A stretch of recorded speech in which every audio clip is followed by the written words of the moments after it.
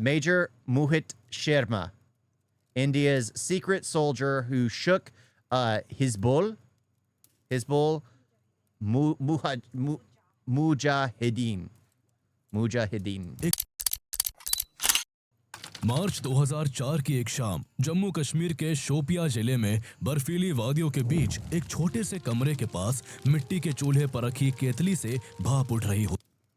यह प्रतिमा हर गुजरते इंसान को यह एहसास कराती है कि हम अपने घरों में चैन की नींद इसलिए सो पाते हैं क्योंकि मोहित शर्मा जैसे वीर अपने घर परिवार, अपने सुकून की जिंदगी और अपनी खुशियां छोड़कर सरहद पर हमारी सुरक्षा के लिए लड़ते रहते हैं।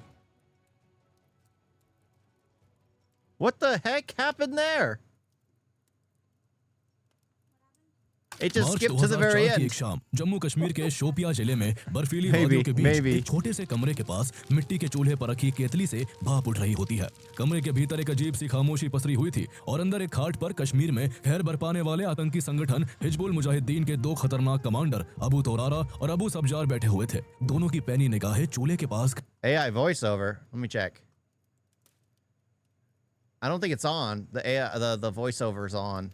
The stupid dubbing stuff. खड़े इफ्तिखार भट्ट पर टिकी होती है जो कहवा बना रहा था। इफ्तिखार भट्ट उनके संगठन में नया भर्ती हुआ था। 2 हफ्ते पहले जब वो इफ्तिखार से मिले थे तो इफ्तिखार ने उन्हें बताया था कि 3 साल पहले भारतीय सेना ने उसके भाई को मार दिया था और अब वो सेना से बदला लेना चाहता है। उसने भारतीय सेना के काफिले पर एक बड़ा हमला करने का प्लान भी तैयार कर रखा था जिसे अगले ही दिन अंजाम दिया जाना था। लेकिन पता नहीं क्यों अब जब मिशन का अंतिम समय पास आ चुका था तो उन दोनों आतंकियों की बेचैनी बढ़ती जा रही थी और उन्हें इफ्तिखार का शांत व्यवहार अजीब लगने लगा था। तभी इफ्तिखार भट्ट कहवा के 3 गिलास लेकर कमरे में दाखिल हो जाता है। वो दोनों को कहवा देता है और अपना गिलास उठाकर चुपचाप बैठ जाता है। कुछ मिनटों तक तीनों चुपचाप कहवा पीते रहते हैं लेकिन फिर यह खामोशी तोरारा की कठोर आवाज के साथ टूट जाती है। वो कहता है, इफ्तिखार मैं तुझसे सिर्फ एक बार पूछूंगा, सच बताना, तू है कौन?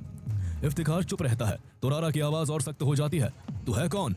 इस बार इफ्तिखार की चुप्पी टूट जाती है। वो धीरे से गिलास नीचे रखता है, अचानक खड़ा होता है और कंधे से राइफल उतारकर उनकी तरफ जमीन पर पटकते हुए तेज आवाज में कहता है, भाईजान अगर मुझ पर शक है तो ये लो बंदूक और मुझे गोली मार दो। ये सुनते ही तोरारा खड़ा हो जाता है। वो सब्जार की तरफ मुड़कर कुछ कहने ही वाला होता है कि अगले ही पल कमरे में गोलियों की गूंज फैल जाती है। इफ्तिखार ने अपने कपड़ों के अंदर छिपाई 9mm पिस्तौल निकालकर पलक झपकते ही दोनों कमांडरों के सिर पर गोली दागकर उन्हें ढेर कर दिया था। इसके बाद इफ्तिखार चुपचाप वापस खाट पर बैठ जाता है और अपना अधूरा कहवा उठाकर शांति से पीने लगता है जैसे कुछ हुआ ही ना हो। जिसे दोनों आतंकी अपना साथी समझ रहे थे वो दरअसल भारतीय सेना का एक जाबाज अफसर था। ये कहानी है मेजर मोहित शर्मा की, जिनसे आतंकी थर थर कांपते थे और जिनका कहना था कि मैं चाहे मारा जाऊं मगर कभी पकड़ा नहीं जाऊंगा। Nice. So he basically leaned into the soldiers killed my friend, I want to join. Yeah, brother. Yeah, same thing. Same thing. Okay. In India, everyone's a brother, so I can use the word friend and it literally means the same thing. Even you did the pledge where you were like, every brother, and everyone was whispering under their voices, except one. Except one. But yeah, he claimed that his brother was just to get in, like, yes, I want to get revenge. I want to get revenge. And yeah, I mean, that absolutely works. That absolutely works. And but a lot of them is you have to prove it. Yeah, see, Ajay says, yes, he has a brother. Exactly. Exactly. Mohit Sharma का जन्म 13 जनवरी 1978 को हरियाणा के रोहतक में हुआ था। उनके पिता Rajendra Sharma Punjab national bank के अधिकारी थे और मां सुशीला दिल्ली जेल बोर्ड में काम करती थी। मोहित शर्मा अपने बड़े भाई मधुर शर्मा के काफी करीब थे जिनसे वो सिर्फ 13 महीने छोटे थे। बचपन से ही दोनों भाई पढ़ाई में काफी अच्छे थे। उनके पेरेंट्स चाहते थे कि उनके दोनों बेटे इंजीनियर बने और एक सिक्योर्ड और कंफर्टेबल लाइफ एंजॉय करे, लेकिन उनके बड़े भाई मधुर शर्मा इंडियन एयरफोर्स में जाना चाहते थे, इसलिए उन्होंने NDA की तैयारी की और उनका सिलेक्शन नहीं हो सका। इसके बाद मधुर शर्मा ने तो अपने पेरेंट्स की इच्छा से इंजीनियरिंग को चुन लिया, लेकिन उनसे प्रभावित होकर मोहित शर्मा पर सेना में जाने का ऐसा जुनून सवार हो चुका था जो किसी भी हाल में मिटने वाला नहीं था। जिंदगी में करियर को लेकर कभी ना कभी हर किसी के सामने ये सवाल आता ही है कि वो एक सुरक्षित रास्ता चुने या फिर हिम्मत दिखाकर नए रास्ते पर चले। आज की दुनिया में ऐसे ही फैसले हमें फाइनेंस और इन्वेस्टमेंट में भी लेने पड़ते हैं। कुछ साल पहले लोग कहते थे कि क्रिप्टो सिर्फ एक रिस्की गैम्बल है, लेकिन आज हालात बदल चुके हैं। क्रिप्टो अब एक प्रॉपर एसेट क्लास बन चुका है और नए ट्रेडिंग ऑप्शंस के साथ ये पहले से कहीं ज्यादा एक्सेसिबल हो गया है। अब आपको अलग अलग प्लेटफॉर्म्स पर जाने की जरूरत नहीं, क्योंकि आज के समय में इंडिया का सबसे बड़ा Dang, crypto that's platform long. Coin switch That's a एक ही जगह long पर ad. स्पॉट, फ्यूचर्स I और think options it's trading offer rude. करता Oh, है, और वो I'm भी just gonna Indian jump currency ahead. में। Never spot mind, trading it's में not आप there. 300 प्लस क्रिप्टोज में ट्रेड कर सकते हैं, वो भी Oh, that's the thing. Who does crypto? Who does cryptocurrency? I'm curious. I'm curious. I have never bought into it. I've never understood it. Again, I can kind of understand the concept behind it because all money that's printed and pushed out is all fake to begin with. But I am so confused as to why people so willingly bought into crypto. So willingly bought into it. I can't even tell full story of a hero without an ad plug. Yeah, basically. But and he's trying to make his money. That's why I'll play the whole thing. He's wanting to do what he wants to do. But who does crypto? I've never understood. And then there are all those people, especially like since I'm getting more interested in the YouTube sphere. The majority of YouTubers who have done like a pump and dump, yeah, even Trump's crypto coin, which was a pump and dump scheme. How many of them literally just sell their audience a meme coin just to take money? I mean, I'm so confused. My friend does crypto and he made some big money. Yeah. I mean, there is, well, I'm pretty sure a lot of the people that are in the know on the pump and dump schemes, there's probably a small majority of it that's in India. Let's be honest, because Americans are so dumb and they will always lean into that stuff. Yeah, at the beginning of the stream, I checked it out. Freaking awesome. One Piece is freaking awesome. But yeah, it's just, I've never understood crypto.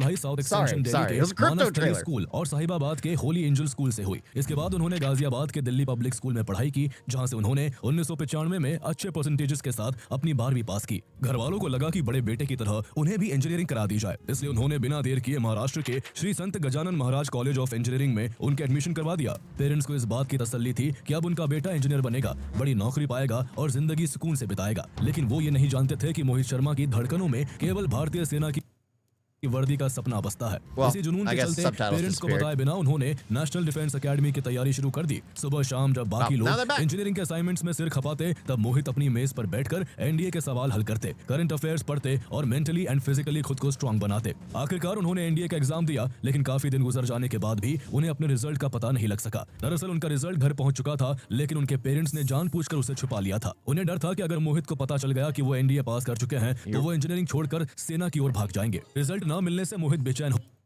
Yeah. So all the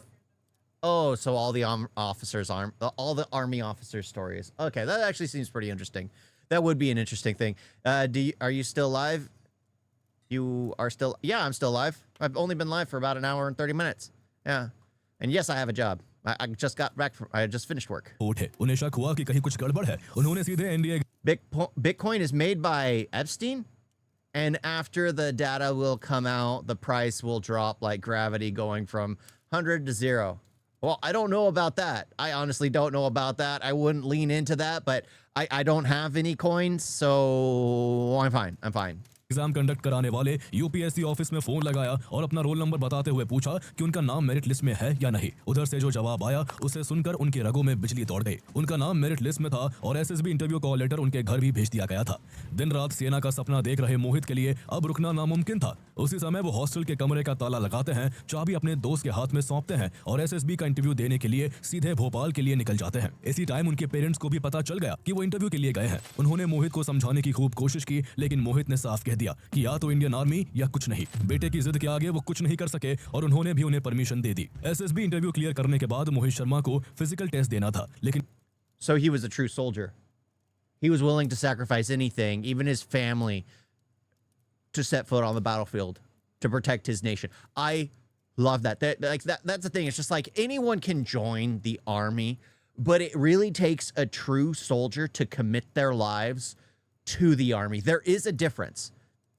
There is a difference between a soldier and a soldier. That there is a difference there. One of them is there just for the paycheck, just for the easy life, just for the recognition, and then one of them's there because he knows he is the defense between the people he loves, the nation he loves, and people taking it over.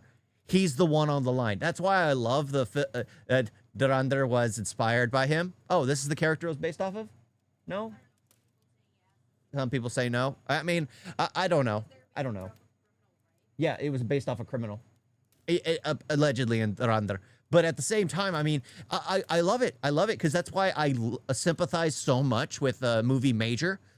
Because he was willing to sacrifice his wife. He was willing to sacrifice every kind of future opportunity to stop the attack, to sacrifice his own life. That's just the truth. Like there are like stories of like the U.S. where like the Navy officers, they see their families as like second rate compared to their brothers in arms.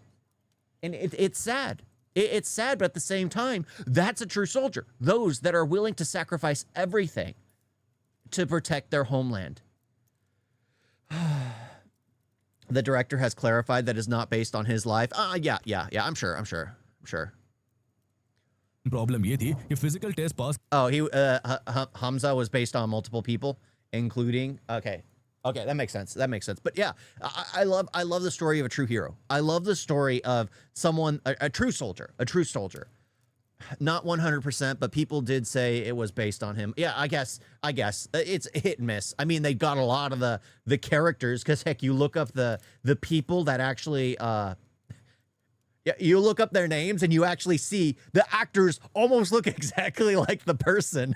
करने के लिए मोहित का वजन 6 kilo कम था। ये उनके सामने सबसे बड़ी चुनौती थी। लेकिन मोहित की जिंदगी में उनकी मां हर मुश्किल का हल थी। जो मां पहले उनके फैसले के खिलाफ थी, वही अब अपने बेटे के सपने को अपना बना चुकी थी। उन्होंने अपने हाथों से बेटे के लिए एक स्पेशल डाइट तैयार की और उन्हें प्रॉपर तरीके से दूध, केले, घी, प्रोटीन देना शुरू किया, जिसके चलते कुछ ही दिनों में मोहित का वजन 8 किलो बढ़ गया। आखिरकार उन्होंने अपनी फिजिकल एग्जामिनेशन क्लियर कर ली और वो एनडीए में सेलेक्ट होकर 3 साल की ट्रेनिंग के लिए पुणे भेज दिए जाते हैं। 1995 में पुणे के खड़कवासला कैंपस में मोहित शर्मा की कैडेट ट्रेनिंग की शुरुआत होती है, जहां एनडीए की पढ़ाई के दौरान वो इंडिया स्क्वाड्रन इंजन्स के मेंबर थे। 3 साल की इस कठोर ट्रेनिंग के दौरान मोहित ने खुद को हर फील्ड में साबित किया और अपनी पर्सनालिटी को लोहे की तरह मजबूत बनाया। मोहित बाकी कैडेट से बिल्कुल अलग थे। वो बॉक्सिंग, स्विमिंग और हॉर्स राइडिंग में माहिर थे। वो बॉक्सिंग में फेदर वेट कैटेगरी में और हॉर्स राइडिंग में चैंपियन भी बने। मोहित का आर्टिस्टिक साइड भी उतना ही स्ट्रॉन्ग था। वो guitar, mouth organ, synthesiser play करने में भी काफी अच्छे थे। उनकी वॉइस भी कमाल की थी और वो हेमंत कुमार के गाने गाकर अपनी लाइव परफॉर्मेंसेस से सबको मंत्रमुग्ध कर देते। ट्रेनिंग सेशन के बाद कभी-कभी मोहित अपने भाई मधुर शर्मा को फोन करके अपनी कहानियां सुनाते।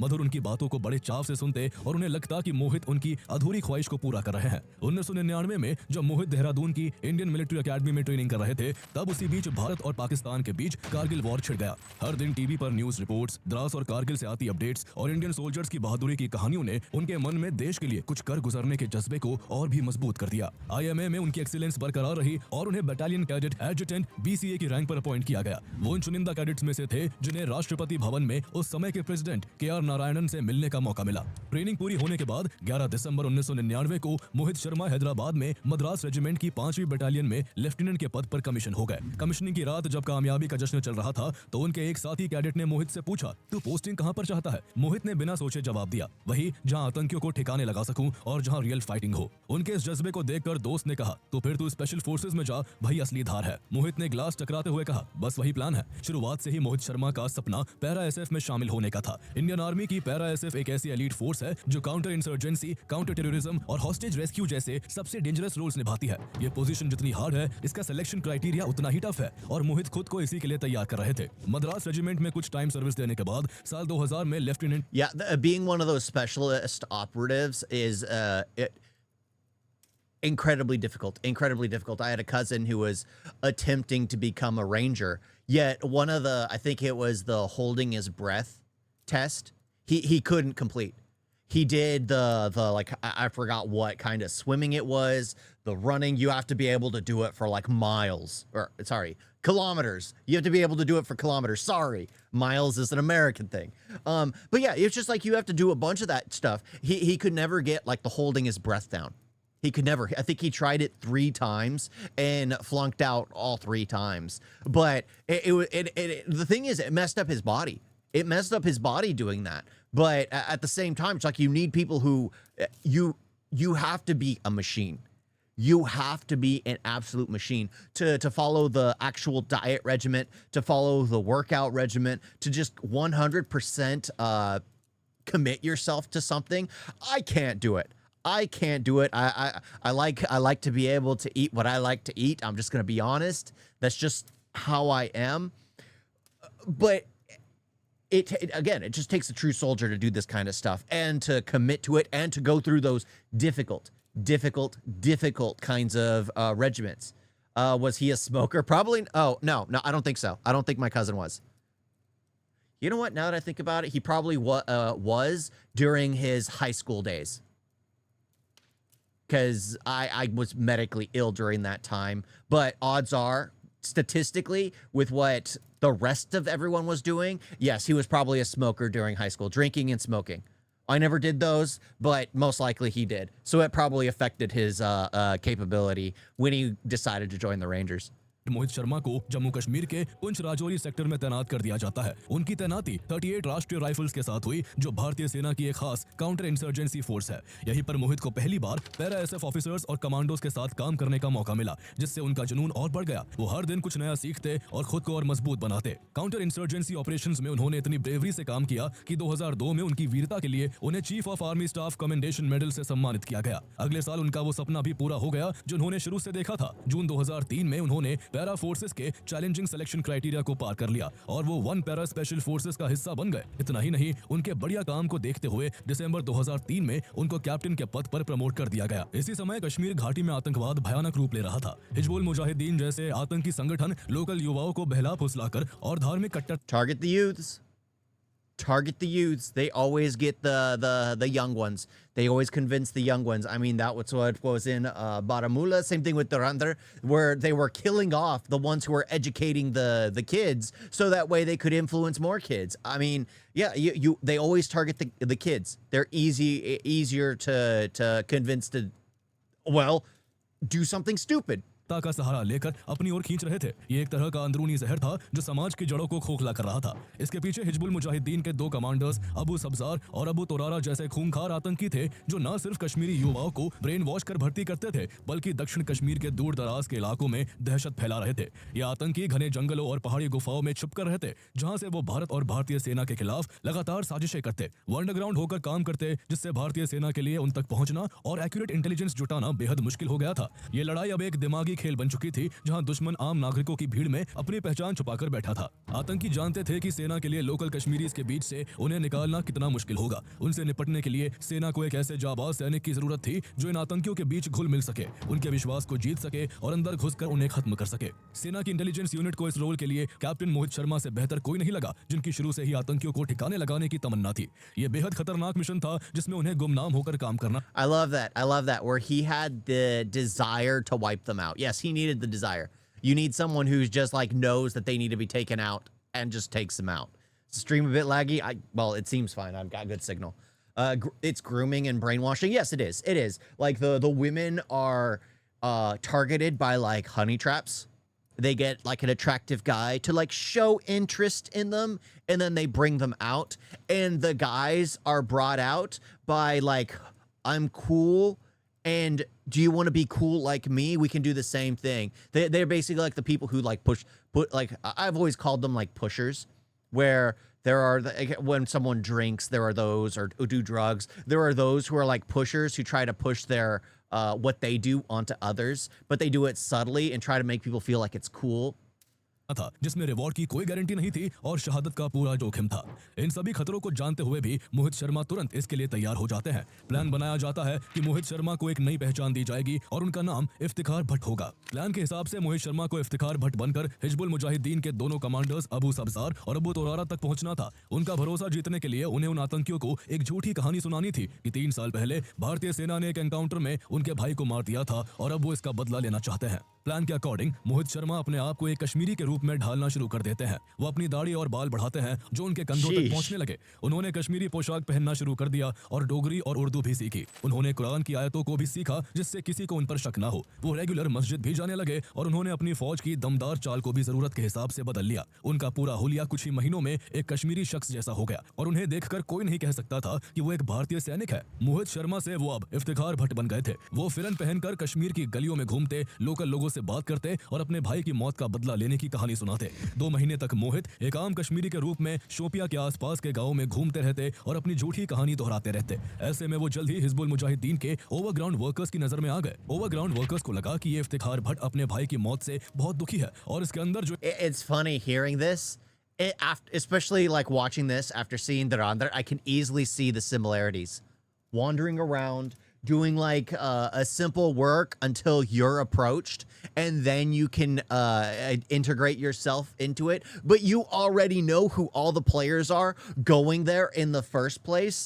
Yeah, it's funny how I can easily see it playing out, being turned into the movie. Indian army के लिए नफरत है, ये उनके आकाओं के काम आ सकती है। इसी के चलते मार्च 2004 में शोपिया के एक गांव में इफ्तिखार भट्ट उर्फ कैप्टन मोहित शर्मा की हिजबुल मुजाहिदीन के कमांडर्स अबू सब्जार और अबू तोरारा से मुलाकात करवाई जाती है। प्लान के अकॉर्डिंग मोहित शर्मा उन दोनों को भी यही बताते हैं कि उनका नाम इफ्तिखार भट्ट है और 3 साल पहले भारतीय सेना ने एक एनकाउंटर में उनके भाई को मार दिया था और अब वो इसका बदला लेना चाहते हैं। मोहित शर्मा ने उन्हें एक आर्मी चेक पॉइंट पर हमले की योजना भी बताई। उन्होंने आर्मी पेट्रोल्स के मूवमेंट के कुछ मैप्स दिखाए जो उन्हें सीक्रेट पहाड़ी रास्तों से होकर गुजरने की जानकारी देते थे। इफ्तिखार बनकर मोहित शर्मा ने आतंकियों को बताया कि उन्होंने ये सटीक प्लान महीनों की कड़ी रेकी के बाद तैयार किया है। हालांकि इफ्तिखार का ये कदम जोखिम भरा था, क्योंकि अगर आतंकियों को उनकी बातों पर थोड़ा भी शक होता तो उनकी जान जा सकती थी। लेकिन मोहित शर्मा की तैयारी और एक्टिंग इतनी अच्छी थी कि आतंकियों को उनकी कहानी सच लगने लगी। वो उनके बदले की भावना से बहुत प्रभावित थे। उन्हें लगा कि ये लड़का उनके लिए एक बड़ा हथियार साबित हो सकता है और इसके जरिए भारतीय फौज पर एक बड़ा हमला किया जा सकता है।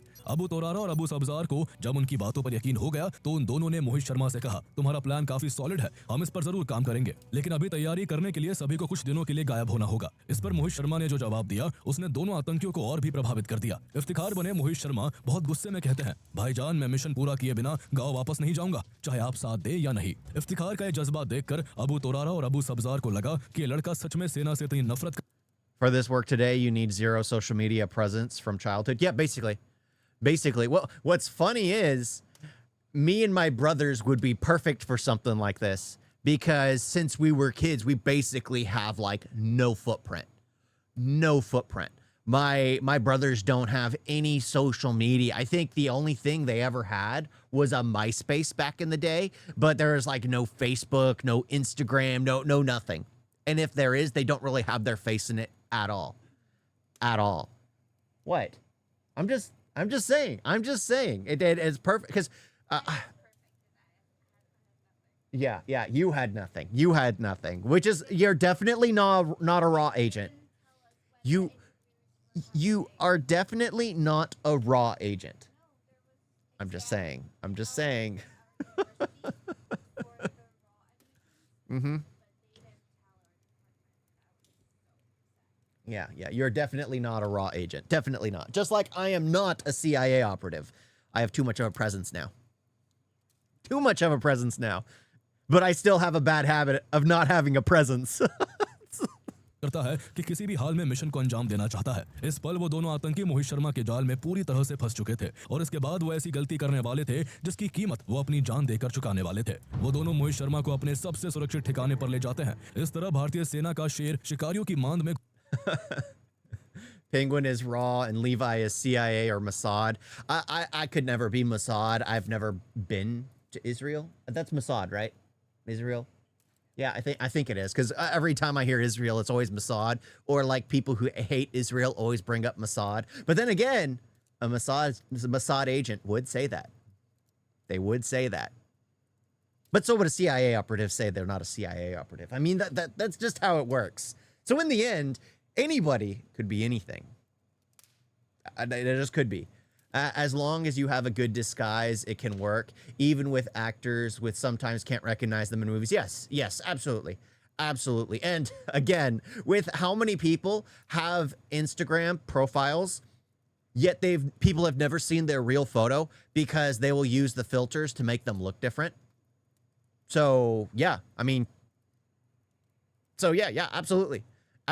There could be a lot of people who have Instagram footprints, but no one has ever seen them because they use the filters to make them look like something they are not. घुस चुका था। अगले 2 हफ्तों तक मोहित शर्मा उन आतंकियों के साथ गुजारते हैं। आतंकी न सिर्फ उन्हें ट्रेनिंग देते हैं बल्कि वो उन्हें अपने तौर तरीके, हथियारों की जानकारी और अपने सबसे सेफ ठिकानों के बारे में भी बताते हैं। आखिरकार वो दिन आ गया जब उसी हाइडआउट में भारतीय सेना पर हमले की पूरी योजना तैयार हो गई। प्लान साफ था, जितना ज्यादा हो सके भारतीय सैनिकों को मारना है। इस हमले का मास्टरमाइंड भी इफ्तिखार उर्फ मोहित शर्मा को ही बनाया गया। उस रात ग्रेनेड की एक कंसाइनमेंट आने वाली थी। अगली सुबह 3 और हिजबुल आतंकी उनसे जुड़ने वाले थे और फिर अगली दोपहर भारतीय सेना की टुकड़ी पर हमला होना था। लेकिन इस दौरान तोरारा को इफ्तिखार के हाव भाव पर हल्का शक होने लगा था। कमरे की खिड़की से बाहर देखते हुए उसने सब्जार से कहा, मुझे कुछ गड़बड़ लग रही है। हम इसके नाम और उसकी बताई गई कहानी के अलावा इसके बारे में और क्या ही जानते हैं। सब्जार ने अपनी सिगरेट का कश लिया और धुआं छोड़ते हुए कहा, क्या हुआ, तू उससे बात करना चाहता है? तभी इफ्तिखार भट्ट बने मोहित शर्मा कहवा के 3 गिलास लेकर कमरे में दाखिल हो जाते हैं। उनका चेहरा बिल्कुल शांत था। वो उन दोनों को कहवा देते हैं और फिर अपना ग्लास उठाकर चुपचाप खाट के किनारे बैठ जाते हैं। तीनों के पास AK-47 राइफल थी, लेकिन मोहित शर्मा ने अपनी राइफल कंधे से लटका रखी थी। कुछ मिनटों तक तीनों चुपचाप कहवा पीते रहे। फिर तोरारा मोहित शर्मा के घुटनों पर हाथ रखते हुए कठोर आवाज में पूछता है, इफ्तिखार, मैं तुझसे सिर्फ एक बार पूछूंगा, I like सच that, बताना, तू है कौन? तोरारा ने जब दोबारा यही सवाल दोहराया तो मोहित Because it's funny. They were talking about the tea they were drinking. I'm just like, I like that tea. I actually do enjoy it. I do enjoy it. Yeah, mother makes it for me every time because it's like I had it once and then it was just like, oh, this is actually good. I hate tea. I hate tea. I'm just gonna be honest. I hate tea. And then I go to India and I'm just like, what the heck? This isn't tea. Tea is those nasty bags that you put in hot water. And then, the kava. I love kava. I love it. I freaking loved it. Not so much the salt tea. Is that the pink tea? The salt tea? Not so much that, but yeah, the kava. I freaking loved it. Red tea with a little honey is good. I'll have to try more. I'll have to try more, but only while in India. Anywhere else, it's absolute garbage.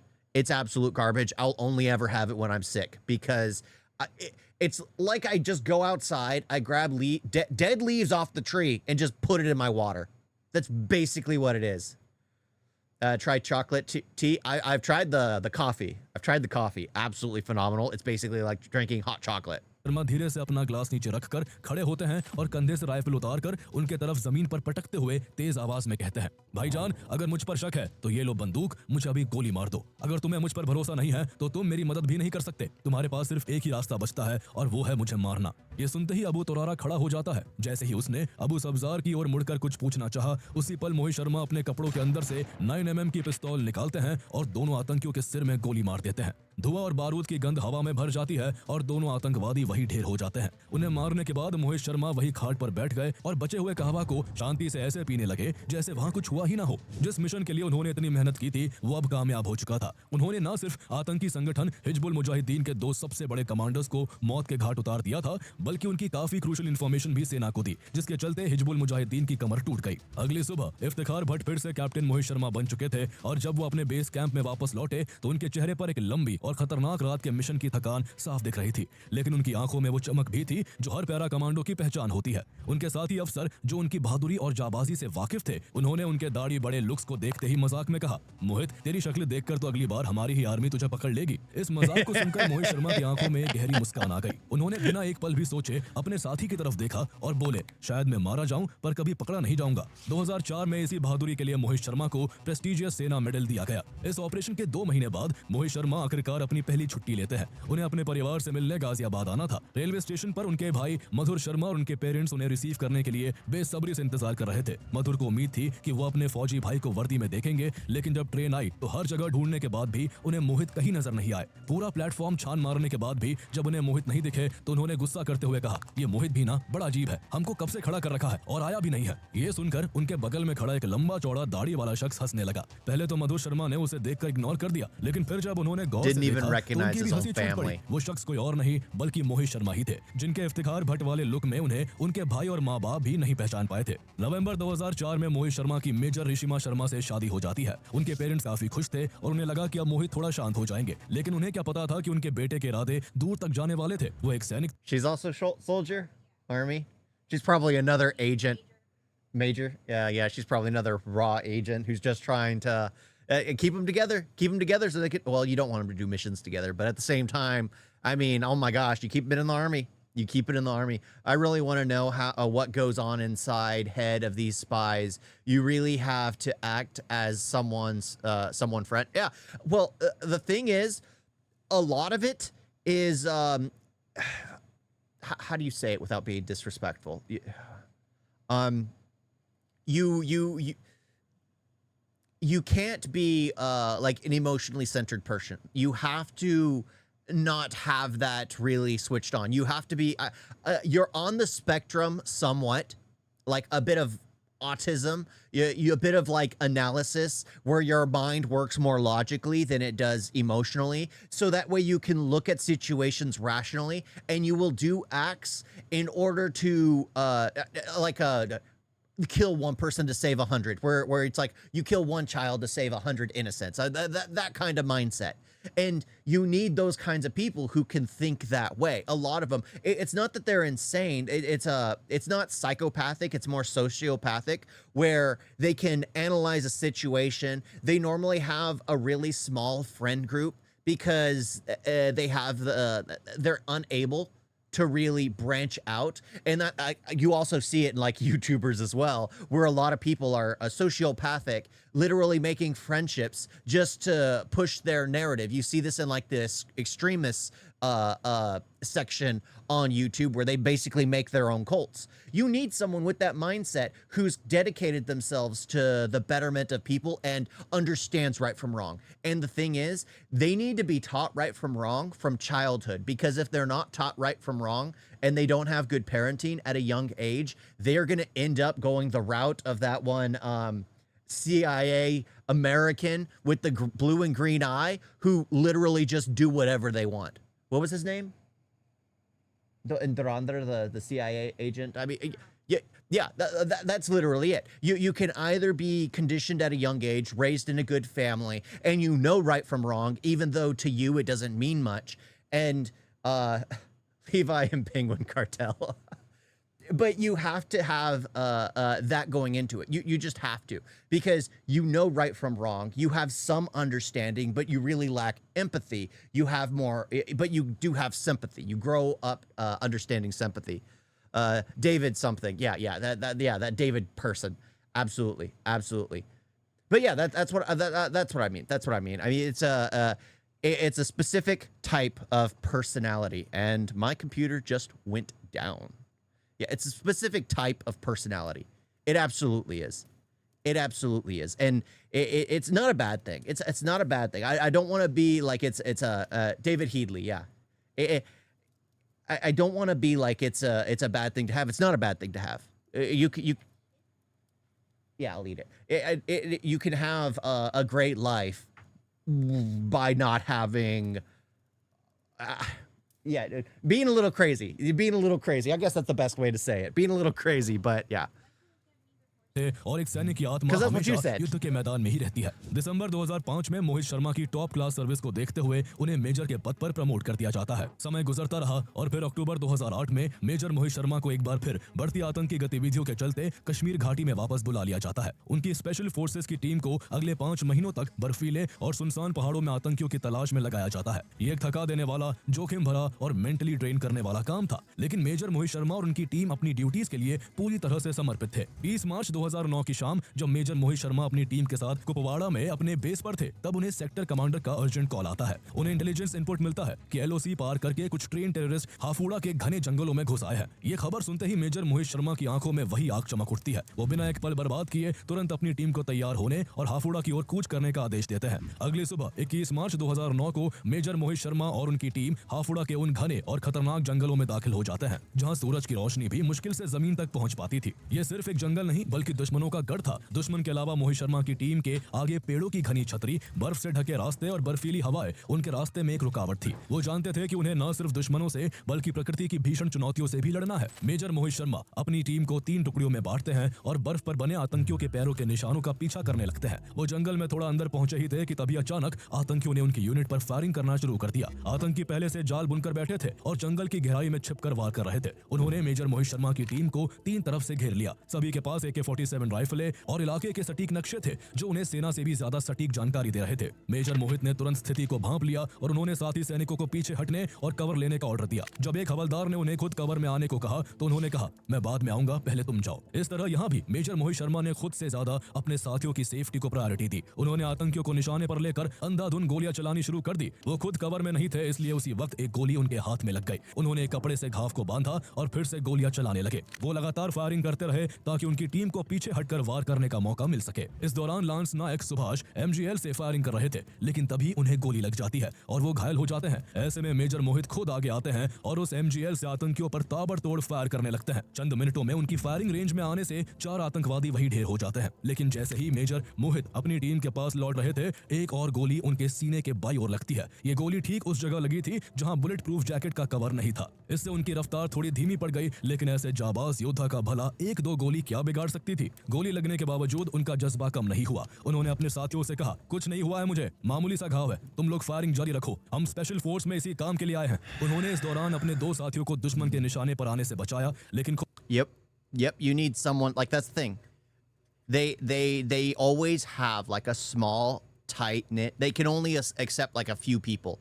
Like odds are the people he started his soldier career with, he was the last people. He didn't change regiment to regiment to regiment. When he went in and did the spy espionage thing, he returned back to his old troops after the fact. And it was like not a single day had passed from when he was with them to when he was separated from them. It was just like it was like back to normal again in his mind. He's willing to sacrifice what he can for his troops. He killed 9 terrorists before dying. Absolutely, absolutely. Because yeah, he could think properly. He didn't hesitate and knew exactly what he needed to do. He probably went in that situation knowing he would die. He was doing what he could, taking out as many as he could to save the rest of his regiment. खुद गंभीर रूप से घायल होने के बाद भी वो पेड़ के सहारे टिककर लगातार आतंकियों पर फायर करते रहे। एक तरफ वो दुश्मनों को गोलियों से छलनी कर रहे थे, दूसरी तरफ उनका शरीर भी अब जवाब देने लगा था। सीने में लगी गोली से घाव अब गहरा हो चला था और लगातार खून बहने से उनका शरीर खून से लथपथ हो गया। उनका हाथ भी कांपने लगा, लेकिन उन्होंने फायरिंग जारी रखी। ऊंचाई पर मौजूद यूनिट का 3रा स्क्वाड अब फायरिंग में शामिल हो चुका था। मेजर मोहित लगातार रेडियो पर कहते रहे, फायरिंग बंद नहीं होनी चाहिए, चाहे कुछ भी हो जाए। धीरे धीरे उनकी आवाज धीमी होती गई, उनका शरीर शांत होता गया, लेकिन उनकी आंखें खुली हुई थी। जब 1 पैरा SF के बेस कैंप को यह मैसेज मिला कि मेजर मोहित शर्मा घायल हो गए हैं और चुपचाप बैठे हैं, तो वहां के अफसरों को यकीन नहीं हुआ। लेकिन जवाब यही आया कि वो हिल भी नहीं पा रहे हैं, कुछ बोल भी नहीं पा रहे हैं। बेस कैंप में बैठे अफसरों को इस सच्चाई को स्वीकार करने में बहुत समय लगा कि मेजर मोहित शर्मा घने जंगलों में आतंकियों से लड़ते हुए मात्र 31 साल की छोटी सी उम्र में वीरगति को प्राप्त हो गए हैं। यह ऑपरेशन 5 दिन तक चला, जिसमें मोहित शर्मा समेत 8 भारतीय जवान शहीद हो गए। लेकिन इन वीर जवानों ने अपने प्राण न्यौछावर करने से पहले 17 आतंकियों को मौत के घाट उतार दिया था। भले ही मेजर मोहित शर्मा आज हमारे बीच नहीं है, लेकिन उनकी कहानियां आज भी हर एक जवान के अंदर जोश भरती है। उनके अद्भुत साहस और बलिदान के लिए मेजर मोहित शर्मा को मरणोपरांत highest peace time gallantry award Ashok चक्र से सम्मानित किया गया। उनके सम्मान में गाजियाबाद में राजेंद्र नगर मेट्रो स्टेशन का नाम बदलकर major Mohit Sharma Rajendra Nagar metro station कर दिया गया। इसी तरह वहां की एक सड़क का नाम मेजर मोहित शर्मा मार्ग है। 2021 में रक्षा मंत्री राजनाथ सिंह ने राजेंद्र नगर में उनके एक ग्रैंड स्टैच्यू का उद्घाटन किया। यह प्रतिमा हर गुजरते इंसान को यह एहसास कराती है कि हम अपने घरों में चैन की नींद इसलिए सो पाते हैं क्योंकि मोहित शर्मा जैसे वीर अपने घर परिवार, अपने सुकून की जिंदगी और अपनी खुशियां छोड़कर सरहद पर हमारी सुरक्षा के लिए लड़ते रहते हैं। I like that. Yeah, a true soldier, true soldier. Again, I don't want to. Yeah, he wasn't psychopathic, more sociopathic, and created like a friendship with a few people, and was committed to aiding them. Was committed to making sure their lives continued. Oh, that was great. That was great. I did like that. I did like that. It's tragic though. Tragic though. I always like seeing a positive story on a great what is it? A great soldier. A great soldier. And it's funny seeing that though, and seeing like similarities between the Durandar movie. It is interesting. It is interesting seeing that. You guys got a video?